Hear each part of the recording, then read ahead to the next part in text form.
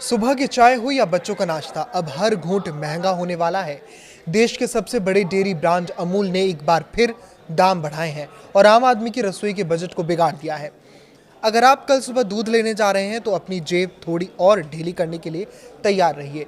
अमूल ने पूरे भारत में दूध की कीमतों में प्रति लीटर 2 रुपए की बढ़ोतरी का ऐलान कर दिया है। ये नई दरें 14 मई 2026 से प्रभावी होने जा रही हैं। आखिर क्यों बार बार दूध के दाम बढ़ रहे हैं और इस व्हाइट रेवोल्यूशन के पीछे की सच्चाई क्या है, आइए विस्तार से समझते हैं। GCMMF के मुताबिक ये फैसला कोई अचानक लिया गया कदम नहीं है, बल्कि बढ़ती लागत का नतीजा है। पिछले एक साल में पशु आहार यानी चारा, पैकेजिंग सामग्री और ईंधन की कीमतों में जबरदस्त उछाल आया है। जब पशुओं को खिलाया जाने वाला चारा महंगा होता है तो दूध उत्पादन की लागत सीधे तौर पर बढ़ जाती है। ये कहना है एजेंसीज का। अमूल का भी कहना है कि ये बढ़ोतरी इसलिए की गई है ताकि दूध उत्पादित करने वाले किसानों को उनकी मेहनत का सही दाम मिल सके और डेयरी संचालन पर इसका प्रतिकूल असर ना पड़े। सहकारी समिति ने स्पष्ट किया है कि ये वृद्धि प्रति लीटर लगभग 2.5 से 3.5% के बीच है। गौरतलब है कि अमूल ने अपने किसान सदस्यों के लिए खरीद मूल्य में भी 30 रुपए प्रति किलोग्राम वसा की बढ़ोतरी की है, जो मई 2025 के मुकाबले 3.7% के आसपास है। यानी एक तरफ ग्राहकों की जेब कटेगी तो दूसरी तरफ किसानों को कुछ राहत देने की कोशिश की गई है। अमूल के अलग अलग वेरिएंट्स पर नई कीमतें अलग अलग होंगी। जैसे अमूल गोल्ड फुल क्रीम में आधा लीटर का पैकेट अब 35 की जगह 36 में और 1 लीटर 71 रुपए में मिलेगा।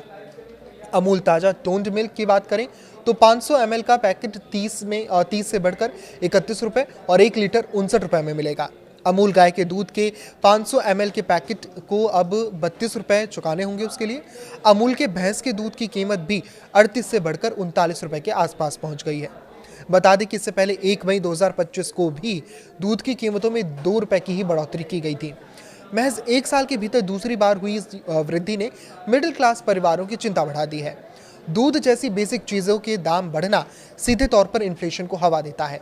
इसका असर केवल चाय या कॉफ़ी तक सीमित नहीं रहता, बल्कि दही, पनीर, घी और मिठाइयों जैसी तमाम डेयरी उत्पादों की कीमतों पर भी चेन रिएक्शन की तरह दिखता है। समाज के निचले और मध्यम वर्ग के लिए ये एक बड़ा वित्तीय बोझ है। हालांकि किसानों को अधिक भुगतान करने का तर्क लॉजिकल लगता है, लेकिन भविष्य में अगर चारे और ईंधन की कीमतें कम नहीं हुई तो ये सिलसिला यहीं थमने वाला नहीं है। आने वाले समय में सरकार और डेयरी संघों को पशु आहार के विकल्पों और लॉजिस्टिक्स लागत को कम करने पर काम करना होगा, ताकि आम जनता को बार बार लगने वाले इन झटकों से बचाया जा सके। इस पर आपकी क्या राय है, हमें कमेंट करके जरूर बताएं। लाइक करें, शेयर करें और इसी तरह जुड़े रहें। नमस्कार।